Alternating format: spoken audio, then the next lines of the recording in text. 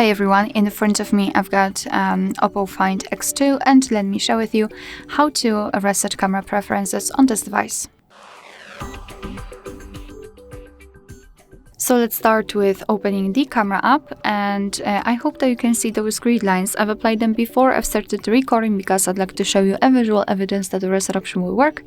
So basically they should disappear after resetting. So to reset the options, we have to open the options, the settings.